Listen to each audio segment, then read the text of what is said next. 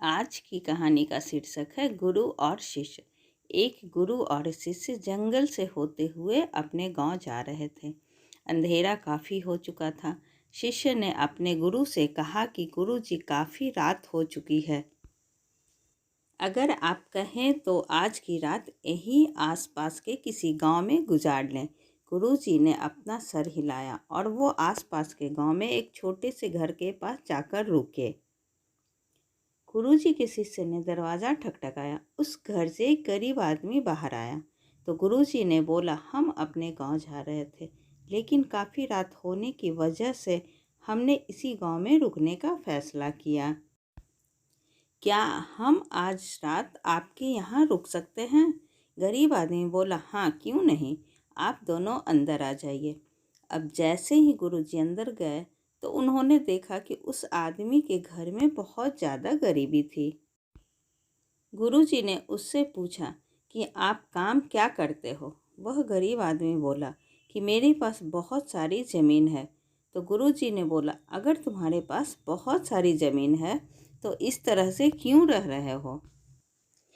वह आदमी बोला, यह किसी काम की नहीं है। गांव वाले बोलते हैं कि ये बंजर ज़मीन है, यहाँ पर कुछ भी नहीं उगाई जा सकती है और वहाँ फसल उगाना बहुत बड़ी बेवकूफ़ी है।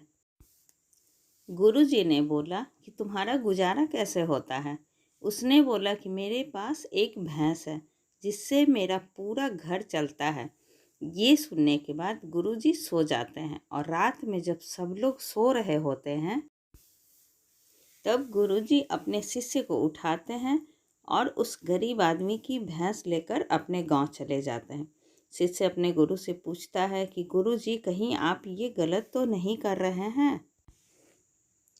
उस गरीब आदमी की रोजी रोटी इसी भैंस की वजह से चलती है। तो गुरुजी अपने शिष्य की तरफ देखते हैं और मुस्कुराते हुए आगे बढ़ जाते हैं। उस बात को तकरीबन 10 साल गुजर जाती है और जो गुरु का शिष्य था वह बहुत बड़ा गुरु बन चुका था। तो एक दिन उन्हें उस गरीब आदमी की याद आती है कि मेरे गुरु ने उस आदमी के साथ अच्छा नहीं किया था। मुझे एक बार चलकर देखना चाहिए कि वह आदमी अब किस परिस्थिति में है।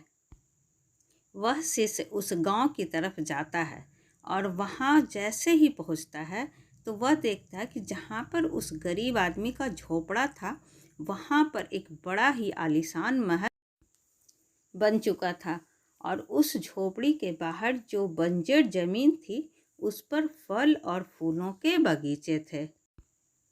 तभी उधर से उस घर का मालिक आता है। शिष्य उसे पहचान लेता है और उस आदमी को बोलता है, तुमने मुझे पहचाना? मैं अपने गुरु के साथ आया था और एक रात के लिए आपके यहाँ रुके भी थे। वह आदमी उसे पहचान लेता है और बोलता है कि उस रात आप कहाँ चले गए थे? और उस रात के बाद ही मेरी भैंस कहीं चली गई थी। मेरे पास कोई रास्ता नहीं था तो मैंने अपने ज़मीन पर मेहनत की और फसल निकल आई और आज मैं इस गांव का सबसे बड़ा और सबसे अमीर आदमी बन चुका हूँ। ये सुनने के बाद शिष्य की आंखों में अपने गुरुजी के लिए आंसू आ गए और उसे ये बात अब समझ आई और वो रोने लगा। इस कहानी से हमें यह सीख मिलती है कि हमारे अंदर ऐसी बहुत सी टैलेंट छुपी हुई है, लेकिन हमें कोई ना कोई चीज़ रोक कर रखी है। वो आपके फैमिली वाले भी हो सकते हैं, आपकी जॉब भी हो सकती है या कुछ और भी हो सकता है। देखिए, आपके पास भी तो भैंस की जैसी कोई दूसरी चीज़ तो नहीं है जिसने आपको आगे बढ़ने से रोक कर रखा है। ऐसी ही अच्छी और ज्ञानवर्धक कहानी सुनने के लिए प्लीज़ आप मेरे चैनल को सब्सक्राइब ज़रूर करें। तब तक के लिए बाय बाय।